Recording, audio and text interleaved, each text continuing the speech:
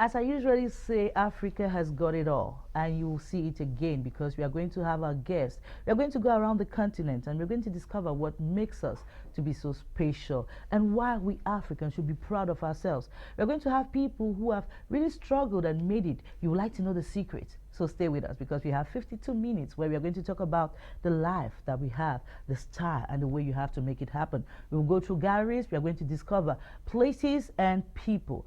And I will tell you, we have a special guest who is going to tell us about how he made it. He left the country, he went abroad, he came back. Why? If they say that Africa is a dark continent, he shouldn't come back. So, ladies and gentlemen, I have with me Dr. Nika Ngwanyam. I think I said it right. Ngwanyam. Yes. Ngwanyam. Yes, Dr. Nick Ngwanyam. Yes. And he's going to give us a whole lot. You can ask your questions. You're going to have the numbers, and you have the possibility to discover more about him. Just ask your questions and don't hesitate. So, we have you with us today. Thank you very much. It's really a pleasure to be with you and to share with the rest of Africa and the world. Do you know why you're here with us today? Well, you want us to talk, right, so that people can learn from our experiences and grow. Because, like you said, we think Africa is the worst of places to be at, or you're not happy that you're an African, or something. You know, something is not just right somewhere, and we need to begin to dig into that and understand I'll ask a question straight. Why did you come back? Well, I was born here. Mm-hmm. And there is a lot here, and all the creativity. If you have the gift of creativity, mm-hmm. you can only use it where that creativity is most needed. Okay. If you don't have that gift, you probably will not get it. Mm. But when you have the gift of creativity, and then if you also understand why you were born, and why you were born in that village where you were born at, then you begin to find out what it is that God wants you to do in that environment. And that is your purpose. So your purpose is tied there. You know, if you cannot be born here and then you go and live in America and die in America and your corpse comes back, then your purpose will never be fulfilled. Okay. So you understand that it's somebody who had a chance to have all the changes that you guys are struggling out there to have. But he kept in mind that he has to bring something to his community. And as we usually say on our program, to bring a solution to your community will make you the hero that you would like to be. Look at what you have as problem and try to bring a solution. That's when you'll find yourself amongst the great people. So tell us, doctor, what have you been reading since childhood? What really inspired you? First, I must say that I come from Dongamanto. Mm-hmm. Actually in a village called Tundip, mm-hmm. but I was born in Kambe. What I remember about my primary school days and secondary school and what have you is poverty. You know, I can spell poverty for you, you know, and in spite of that poverty, I was able to get to where I am today, and all the while I was struggling, I knew there was something, a force that was helping me to get on. I knew. But the sad part about it was, when I look at it today, it's not really sad, but it was part of the life's lessons. I've had a couple of things happening to me, and sometimes when you're going through some very hard times, it looks like it's not a good thing to be at. But when you look in hindsight, you realize that you had to go through it so that you get to have a taste of what life is. So that when you are talking like we are talking, you can be able to more wholesome and more educative, and people will be able to knock down the excuses that many people give. For instance, you know, I grew up in a village and a community where witchcraft was so common, and everything turned around witchcraft. If you slept at night and a bird went over, and we see that our literature was mostly made of those situations. Yes. So, but in spite of that, mm-hmm. my father gave me 3 beautiful names, and I think those names came with a spirit, and that's what has pushed me through. If you look at my names, Nicholas, Euphenui, Ngwanyam. My father's name is Ngwanyam. And when I look at those names, Nicholas comes from Nikolaus. I don't know how to pronounce it very well. It's German for Father Christmas. And Father Christmas brings goodies to children and to people. And then Euphenui is a Banso name which says, listen to God, hear from God. And that has been me. Listen to God. And if you listen to God, you're always going to make it. Okay. And then Ngwanyam is my father's name that I took on, the family name. Ngwanyam is in reality, it should be pronounced Ngwanyam, the one who shares the meat. Like, the village party will go out, hunters will go out to catch an antelope or whatever, and when they bring it, it will be the Ngwanyam who shares the meat. That's what I was saying, right? mostly Ngwanyam. So Yes, for me, that's how. that's fine. So technically, I'm one who has to go out there, get the Father Christmas things, and come and share to people And which and listen to book God. was really like sparking? Because when we were young, there are books that we have to read. Was there any African author or something like that came to your mind? Yes, of course. When I was in secondary school, Chinua Achebe, Things Fall Apart. Yeah. Chinua Achebe, Things Fall Apart. And the other day I Google searched again and I saw him speaking as an old man and so on. And there were some notions that were discussed in that book at that time when we were still very young. But Things Fall Apart is very philosophical. And the teacher was trying to help us to read between the lines and understand. And when we came from the village, when you read a book, it was literal. You just read it through. Yes, you have to think now behind. Yeah, the teacher was telling us that there's other meanings behind. And it was something that was so hard and so difficult for us to get. But today, of course, one can, as you grow old and wisdom, you see them coming out. You see them coming out, and they make a lot of sense. In fact, I'm going to look for that book and read it through again. So, ladies and gentlemen, is the author for this edition. It is Salma. She's on YouTube, and you can discover what she proposed. She made some sort of roundup of the best authors, not really all the best, but those that she read and really impressed her. So, discover the authors from Africa.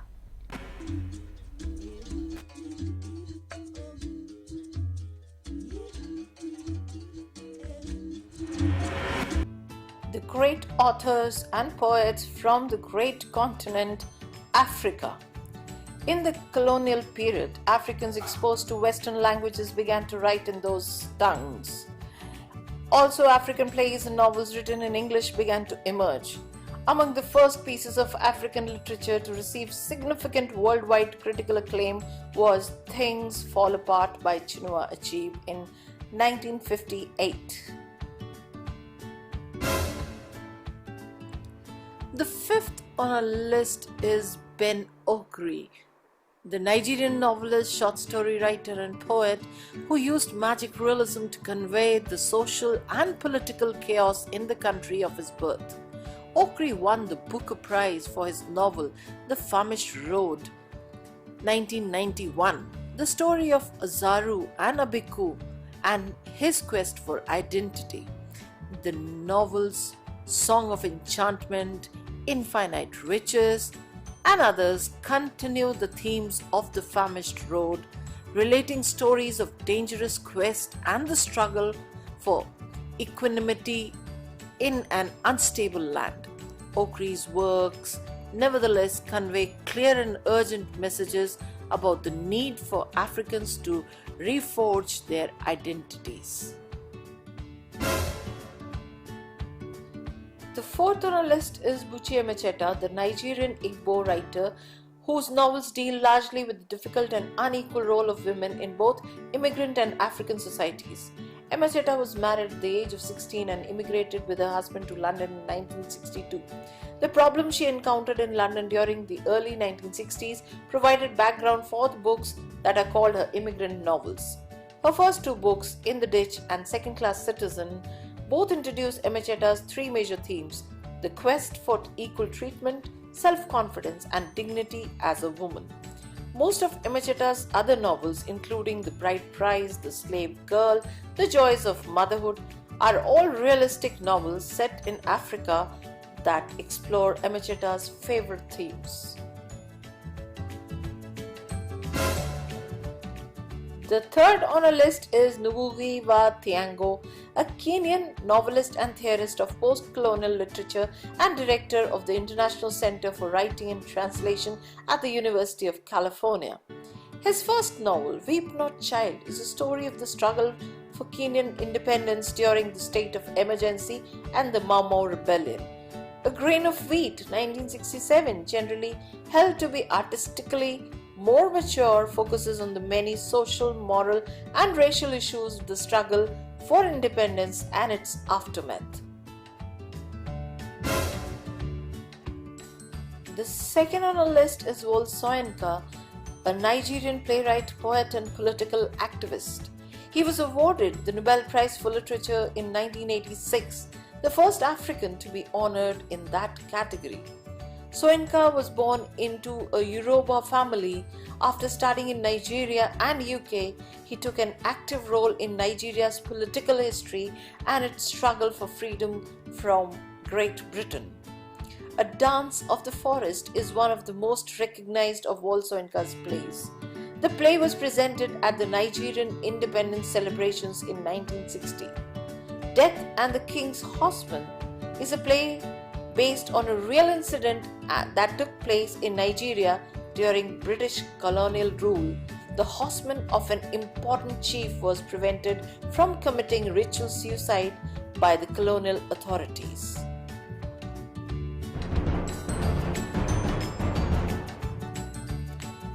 Our list is topped by the father of African literature, Chinua Achebe, who is a Nigerian novelist and author of Things Fall Apart, a work that in part led to his being called the patriarch of the African novel.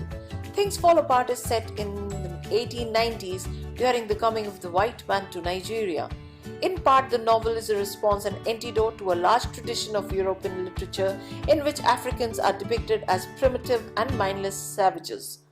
No Longer at Ease is the story of an Igbo man, Obi Okonvo, who leaves his village for a British education and a job in Nigerian colonial civil service, but struggles to adapt to a Western lifestyle and ends up taking a bribe.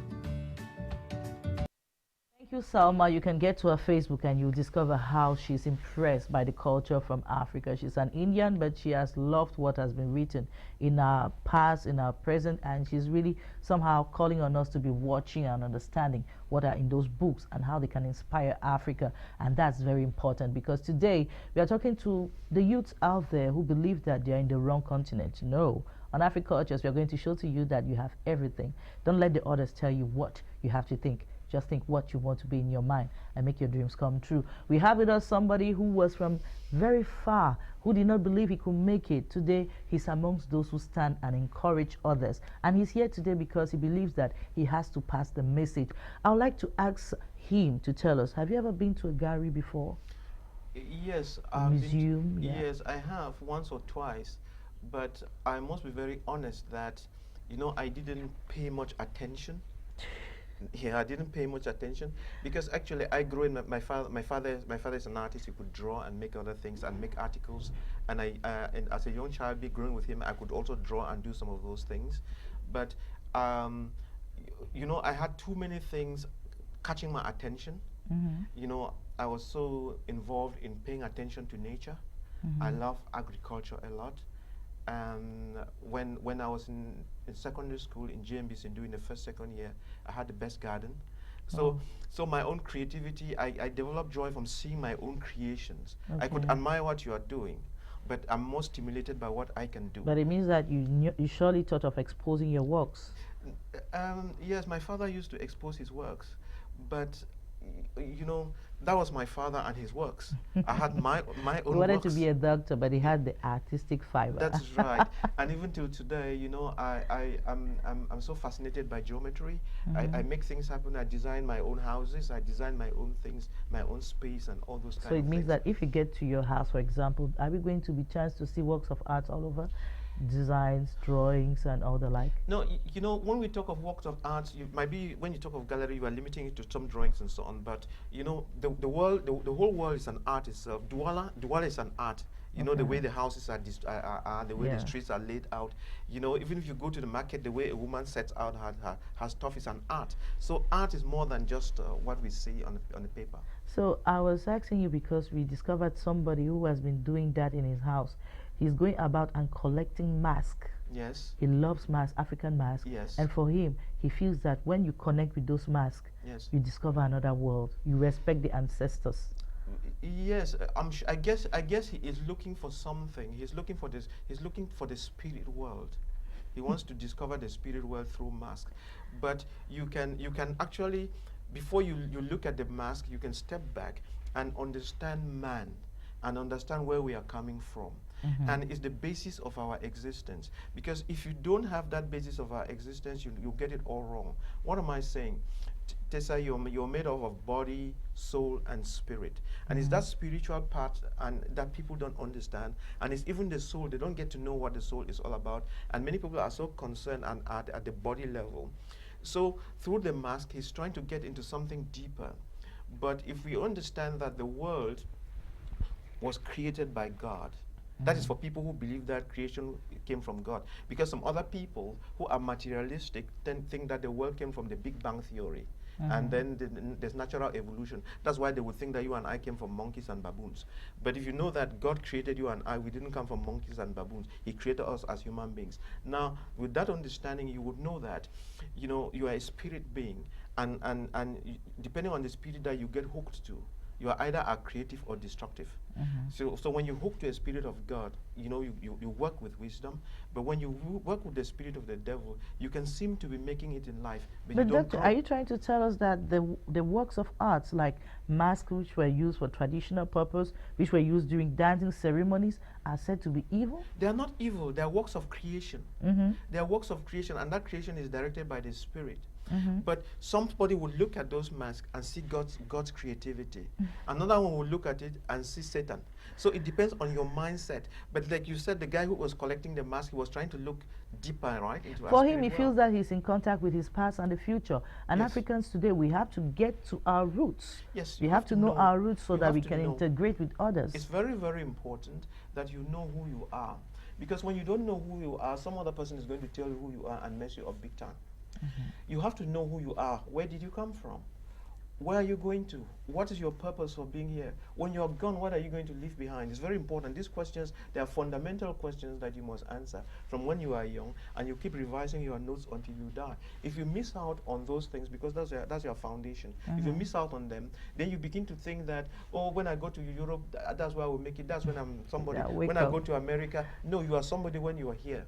And then, even if you are in America and you have your roots are grounded here, when you go there, you walk with your head high. You don't walk like a slave. Because you have your basis, you know have where your you basis, come you from. Know who you know who's your father. You know who's your mother. You know where your umbilical cord was buried. You know from the stream from which you drank the water and from which you got life. That's very it. important. And that's why we'll call you to watch on this aspect is the Gary for this edition.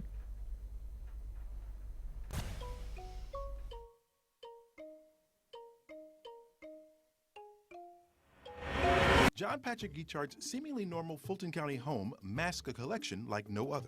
Collecting art for me, I would say that it evolved since childhood. Visual art is really came from my mom. Working as a public affairs officer in different countries, when she saw the artwork available, because we didn't have it in Giddy, we didn't. And I think she kind of like went art crazy at that point. We always had art around. I think there's over 100 masks. As I travel, I go through countries, I want to see the real stuff, like indigenous stuff. It's not even art, let's call it ceremonial.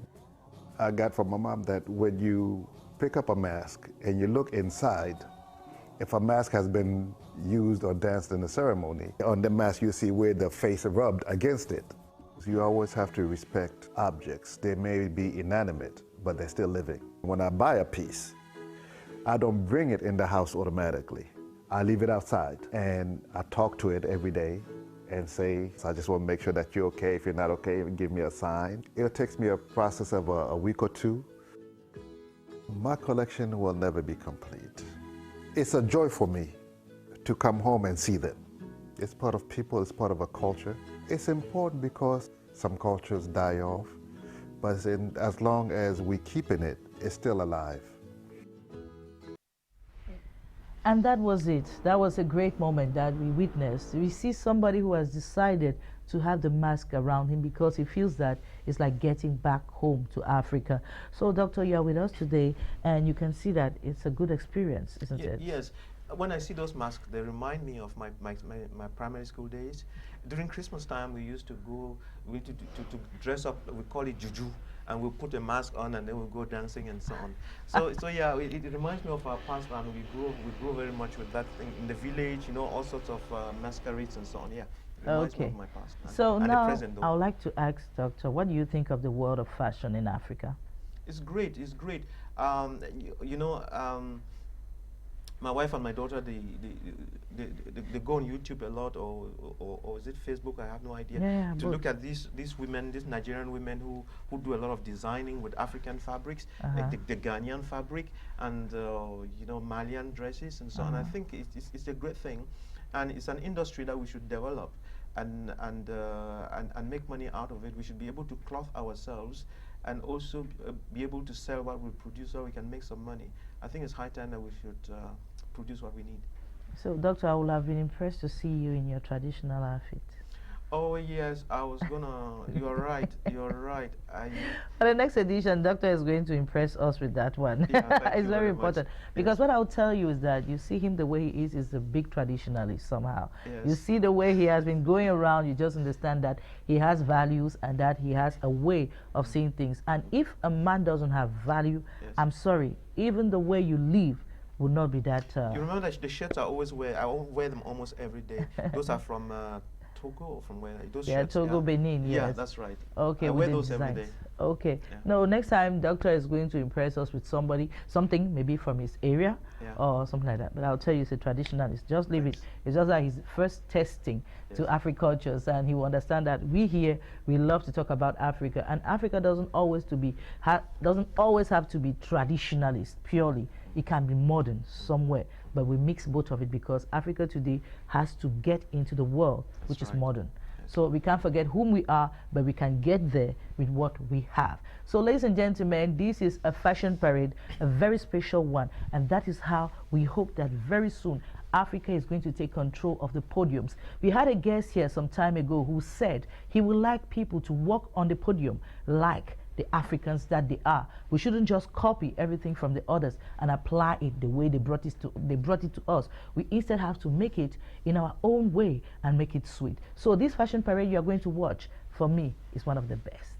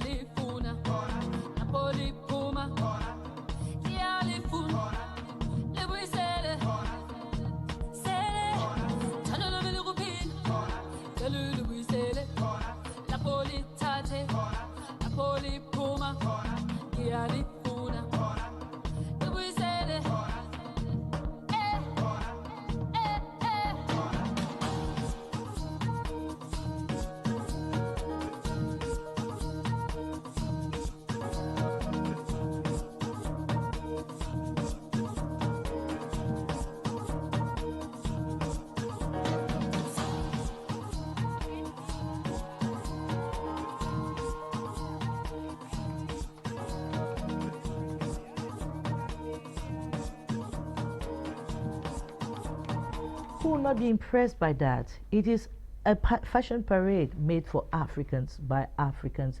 We have music in our blood, and you see automatically we associate everything, the colors, the designs, and even the models. They fit with what we are as Africans, and that's beautiful. We have to get into the modern world, but we should go with our spirit, and that is how we can impose ourselves in this world, because as long as you come and be under the others and obeying to what they give you as law and dispositions, at that time you become lower and you have to follow the norms. And when you follow their norms, who do you become? nothing at all. So we have with us a guest who has been telling us how we can make things better. It's somebody that you understand that he has not been having it easy, but he has managed to make it through and is where he is today. So tell us, doctor, what was really your motivational thought when you went through all the hard tasks and all the like?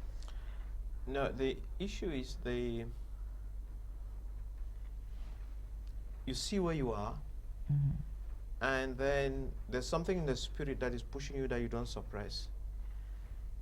And you see problems around you. You realize that you are born poor, and you don't want to die poor. You want to be different. Yeah. But the good thing was that when I was finishing class 7, I had my grandfather. Okay. When he prayed on me when I was going to secondary school, he wished me well, and wished that I should be able to operate human beings and they live. That was the wish he placed on me. Class 7. Yes, yes, when I was leaving class to go to secondary school. So it was already decided that Yes. you'd be a doctor. So when he said that, you know, it was captured in my spirit, and I had to live up to that expectation, and from then on, my life changed. But before then, what I noticed was that even much younger, I was living alone in Kambe because my father was a primary school teacher and he was working in some other places. But I was living alone in our house, and you know, our house there with coffee farm around, and I was just by myself. I would cook for myself. I had to discipline myself and cook for myself. But I would come back from school and the coffee beans would be ripe. I would, instead of going to play, I would be harvesting the coffee beans because I knew that that was the source of revenue that would help us. So I had some kind of discipline. That is time use and, you know, adding value to things. I would prioritize that to playing and so on. So it is that discipline, I would say. And then when my grandfather made that wish, and when I finally went to secondary school, I started to find out if I must be a doctor, what are the subjects I have to study, and how do I have to study?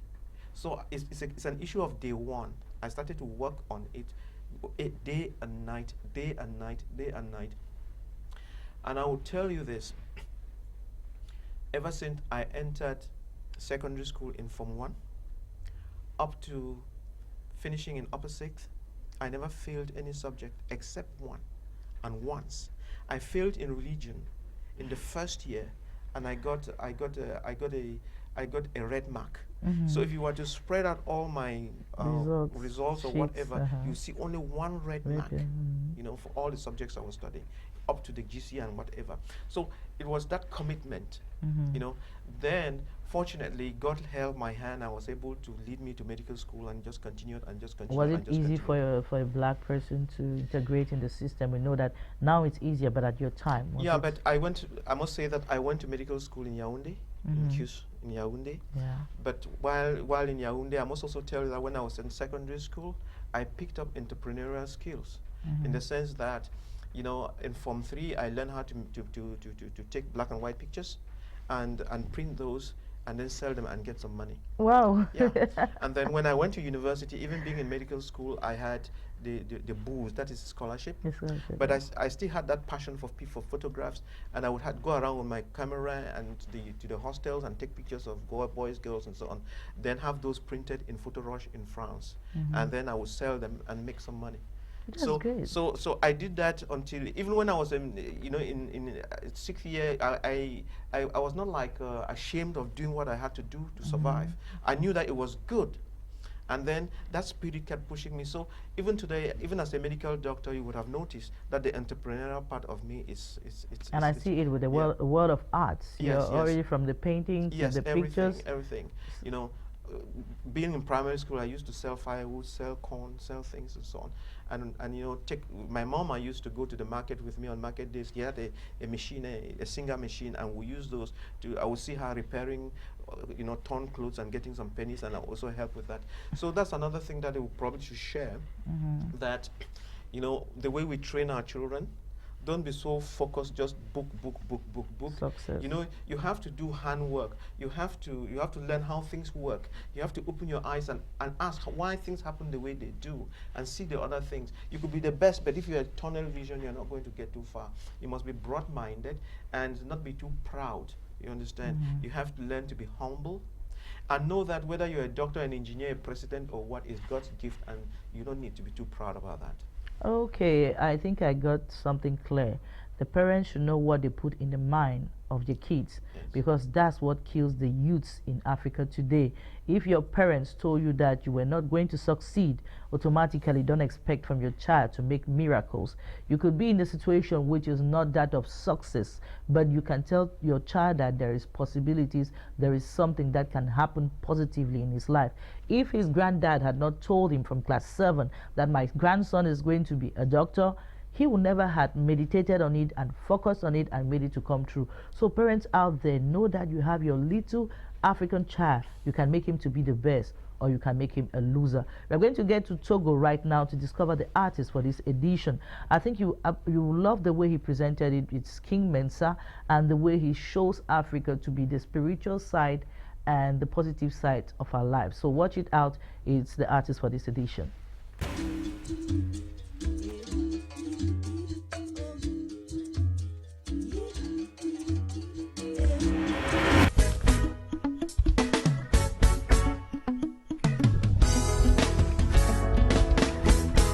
Atigan de Cananye, Nessija, Gome, mi Benado, where Jomu Bloya, Neka walk me.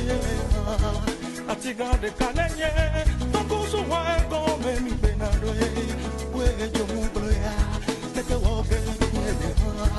A cooler Mubralo, nothing over cooler Mubrode, a cooler Mubroma, a cooler Mubralo.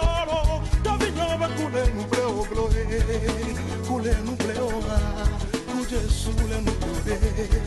Atigande kanenye, nesija ego me mi penando we jombuya, neke wage yele ha.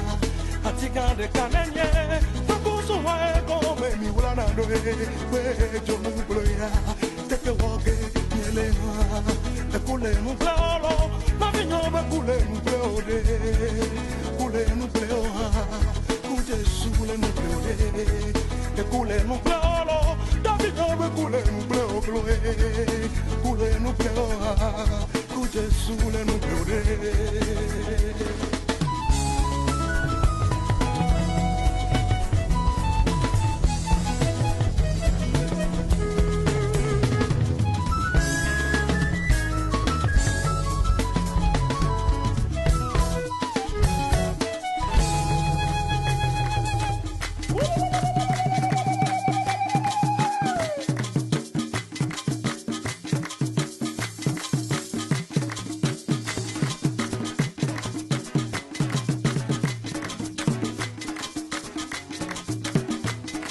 Atigande kanenye, nesija ego me mi benando we jomu bloya, neke woge yele ha.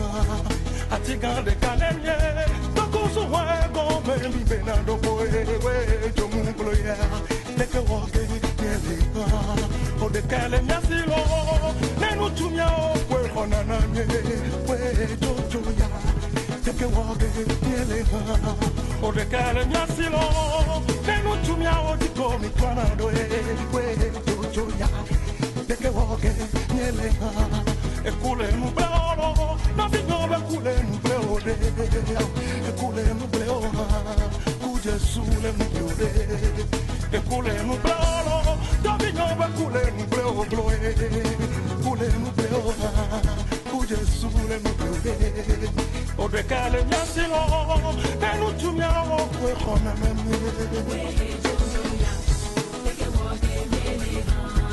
E nuovo missionado, o de canti commissionato.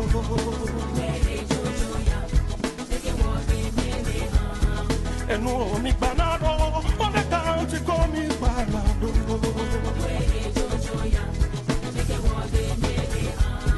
E nuovo mi cunado, o de canti commissionato. Sege.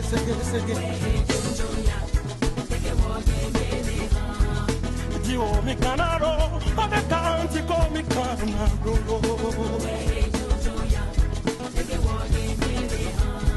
E no mi banaro, o de canti con mi banaro.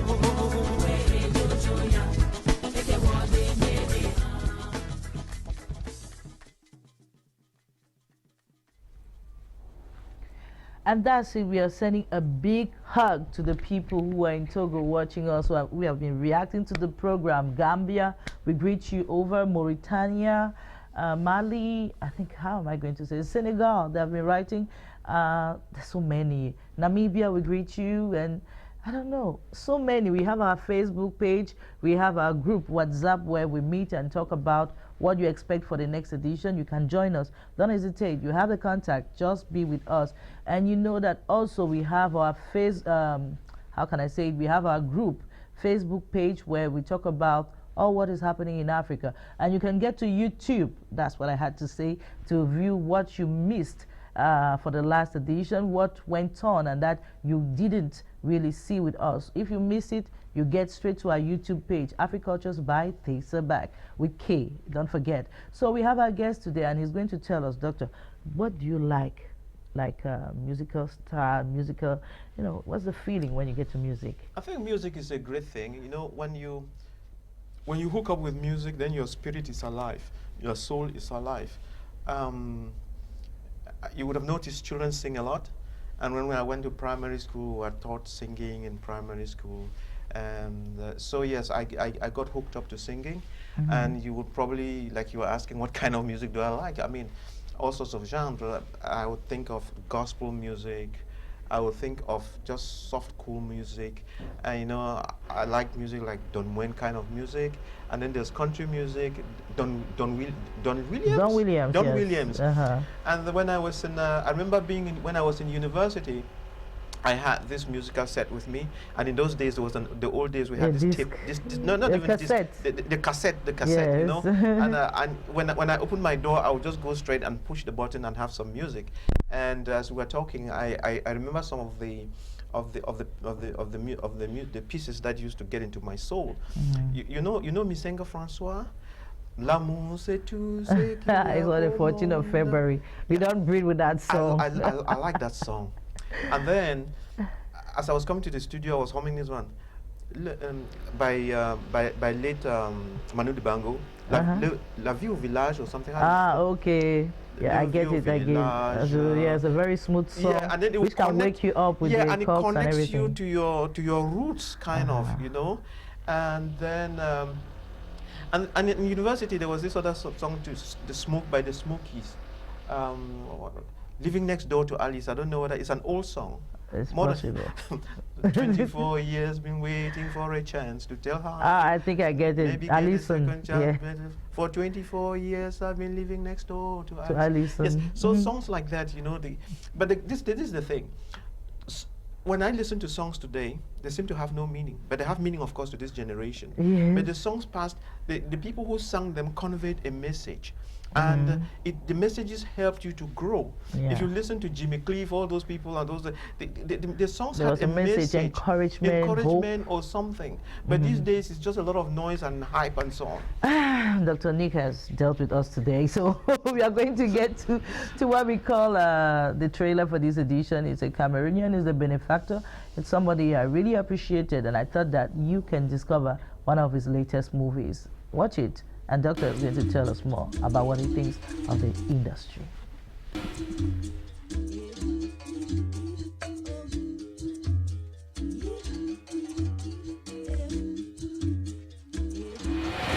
Lucas, you will sit there and look me in the eye. You, the quarter head of this community, and connive with these people to steal my inheritance. It will not work. It can never happen. And I will not sit here and watch this traditional peacemaking masquerade. You should better start rushing to the hospital because you just ate some of the poison.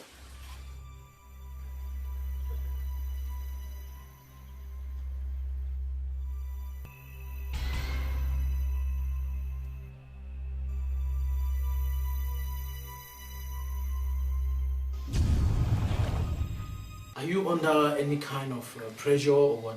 If there was no sin, there wouldn't have been anything like forgiveness. How do you mean? Jesus Christ, at the age of 33, he was still taking his time on getting married. So I'm also taking my time, like following the footsteps of Jesus Christ. Such an excellent meal. Your presence in this house cannot be overemphasized. I never knew I was such a wonderful cook.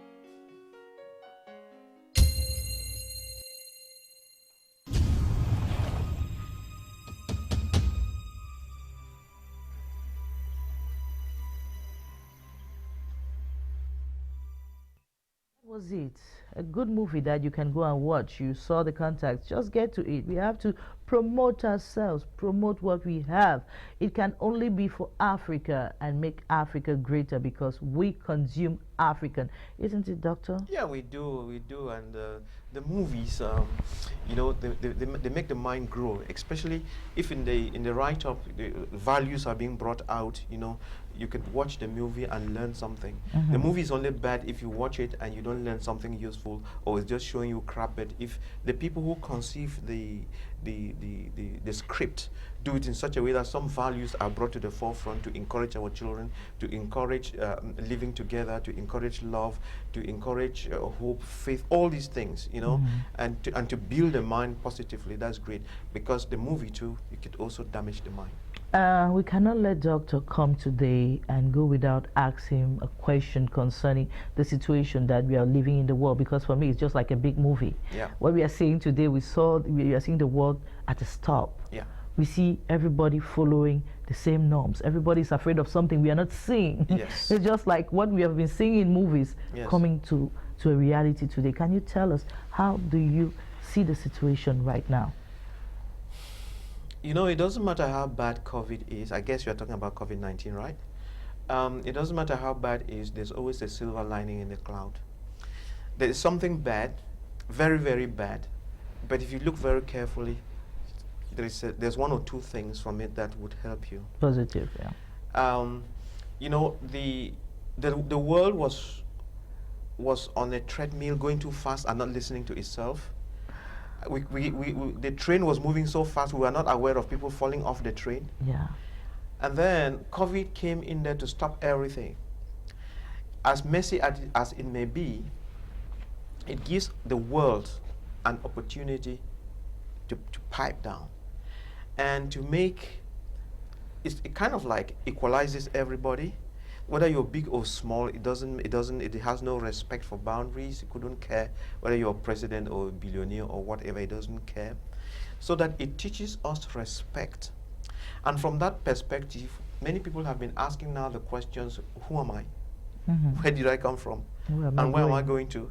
Because with COVID, I could be gone the next day. And so many people have been asking themselves these questions and towing the line, so to speak, as far as nature is concerned. Because otherwise we were thinking too much of ourselves and not realizing that humanity was one.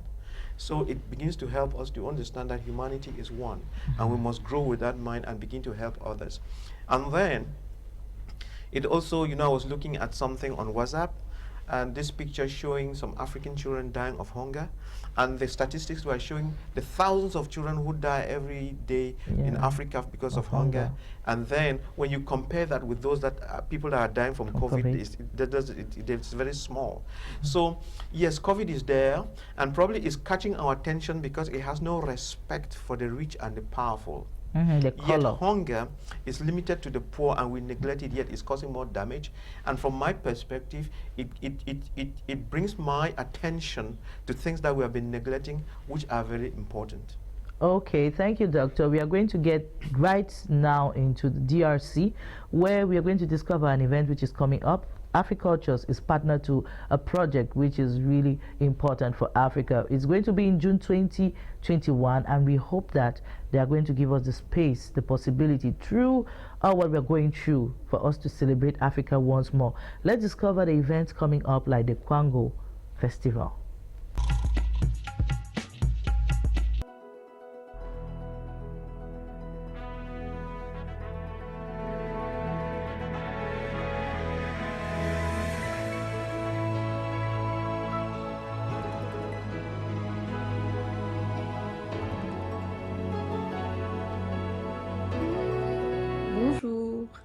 Mbote na bino, Jambo, Sangaiwabo, Mbote na beno.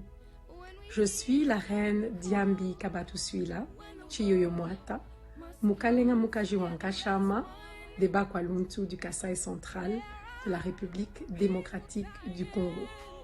Je suis ambassadrice culturelle. Je travaille beaucoup dans le monde pour faire valoir et faire valoriser notre culture traditionnelle. Il est important que l'Afrique se marque dans le monde par ses connaissances, par ses acquis culturels qui datent de plusieurs millénaires. Nous sommes en effet au Congo le berceau de la civilisation des pharaons qui a duré plusieurs millénaires. Nous sommes le berceau de la civilisation du monde. Il est important que nous soutenions les efforts qui sont faits pour mettre en valeur cet héritage ancestral très important et très riche. Je suis marraine du festival du Kwango qui aura lieu au mois de juin en 2021 et je vous demande de nous soutenir, de soutenir l'équipe qui organise ce festival pour que ce festival soit un grand succès.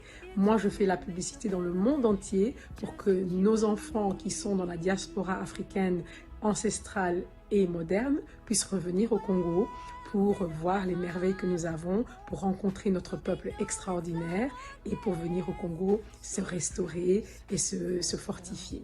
Alors le festival est un moyen par lequel nous pouvons faire valoir ces connaissances et faire valoir cette culture.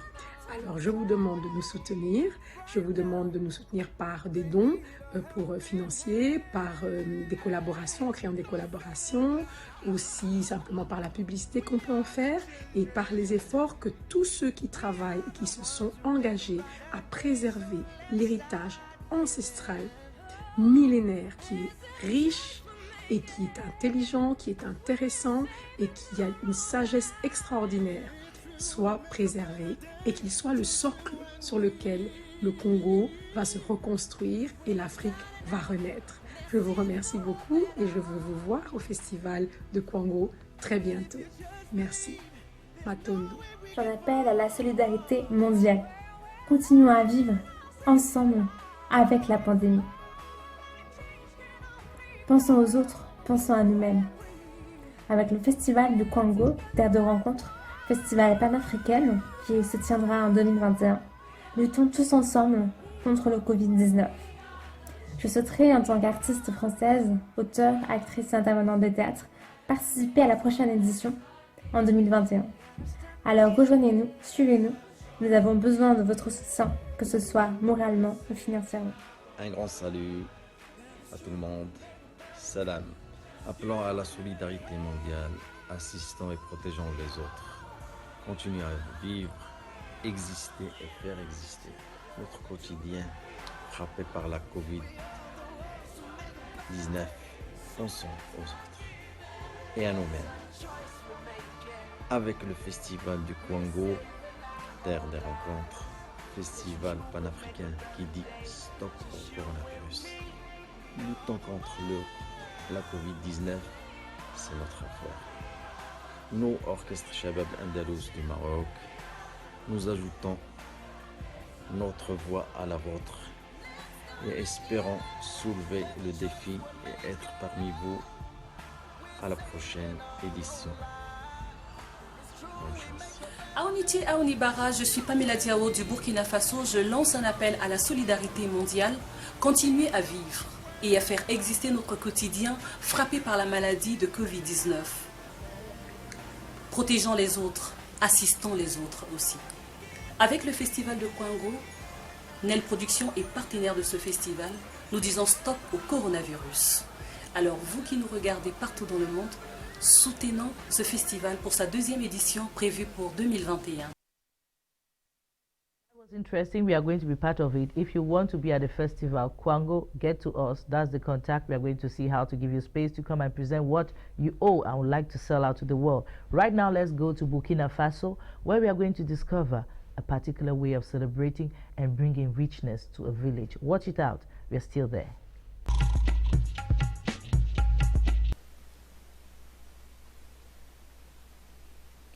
In a remote village, people of the Gwaba ethnic group gather for a ceremony to bring good fortune.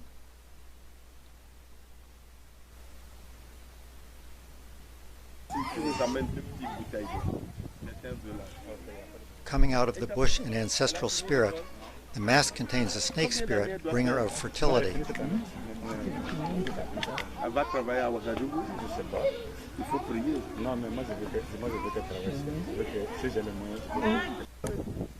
A mask can weigh 25 pounds or more.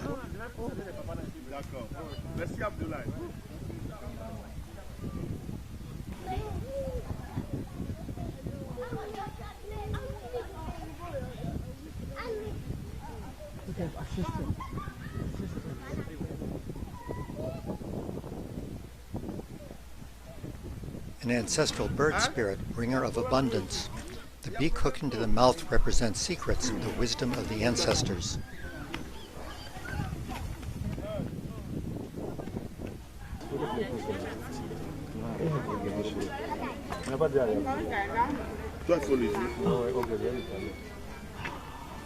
Donc à tout à l'heure. Et puis tu me dis pas, je t'invite mon frère.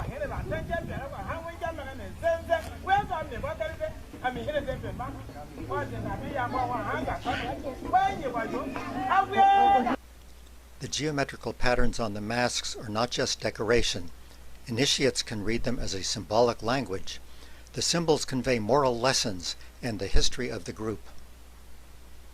The griots arrive.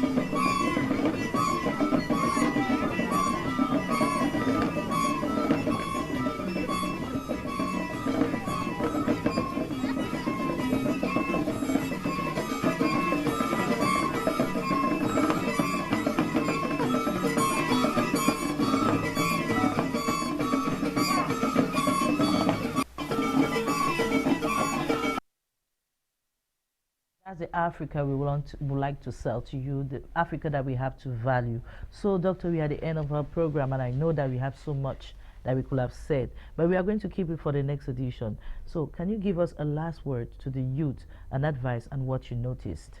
Yeah, thank you very much. It's very important that we talk to our youths because probably they're not listening or somebody's not saying the right things, but it's very important that I bring it to you that to succeed in life, your character and your attitude must be right. And what we call success depends very much, 75% depends very much on your character and attitude. You could be the most intelligent person, you could have as many PhDs or masters as you wish, that amounts only to 25% of your success. But if you're very intelligent and you have a bad character, you are very, very dangerous. So watch your character. Be of good character, be of good cheer, and know how to have emotional intelligence, know how to understand yourself and love yourself, understand others and love others, and know how to communicate with each other. We can only grow if you can hook up with others. If you don't know how to live with others and socialize in a positive way, you cannot grow because you need a shoulder to lean on. And you also should be a shoulder for some other person to lean on because we are social beings. It's very, very important that I say that. And then before we leave the studio, I would like to encourage us, especially in Africa, to be reading. We don't have a good reading culture. If you don't read, you will not be wise. And when I say reading, read some of the biographies of people who have made it. Then read books, some special books. I would recommend some books that I have been reading all the time. Think and Grow Rich by Napoleon Hill. Read that book. Why A students work for C students and B students work for government by Robert Kiyosaki. Read and understand that book. It will change Africa. It will change you. There is some other books. Stephen Covey, The 7 Habits of Highly Effective People. It will teach you about. There are so many principles in there that you would learn. Then there is no excuse by Brian Tracy.